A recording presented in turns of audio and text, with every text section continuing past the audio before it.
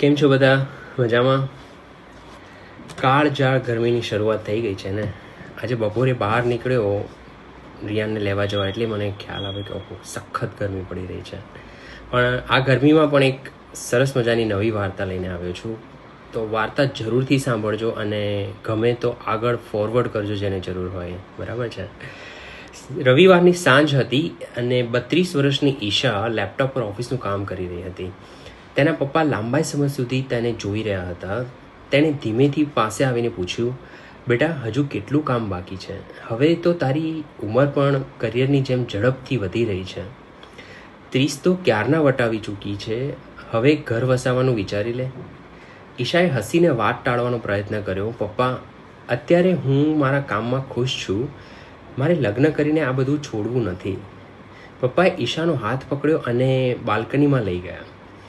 તેણે સામે પડેલી એક ખાલી ખુરશી બતાવીને કહ્યું, બેટા, તારી સફળતા પર ગર્વ છે મને, પણ મને ડર એ વાતનો નથી કે દુનિયા શું કહેશે.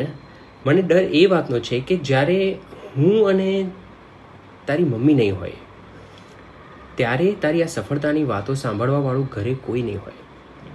તું ઓફિસથી થાકી આવીને જ્યારે પાણીનો ગ્લાસ આપનાર કે તારો દિવસ કેવો રહ્યો એવું પૂછનાર કોઈક તો જોઈએ ને. ઈશાની આંખ ભીની થઈ ગઈ. પપ્પા આગળ બોલ્યા, હું તને મારાથી દૂર કરવા નથી માગતો, પણ હું ઈચ્છું છું કે જ્યારે હું જાઉં ત્યારે મારો હાથ જીવનસાથીના હાથમાં આપીને જાઉં, જેથી મને ખાતરી રહે કે મારી લાડકી હવે ક્યારેય એકલી નથી. ઈશાએ પપ્પાને આગળ પકડતા કહ્યું, પપ્પા, મને લાગતું હતું કે મને વહેલી કાઢવા માગો છો, પણ આજે સમજાયું કે તમે તો મારી આખી જિંદગીની સુરક્ષાનું વિચારી રહ્યા છો. પિતા જ્યારે લગ્ન માટે દબાણ કરે છે ત્યારે સામાજિક રિવાજ કરતાં દીકરીના ભવિષ્યની સુરક્ષા અને એકલતાનો ડર વધારે હોય છે. જય શ્રી કૃષ્ણ.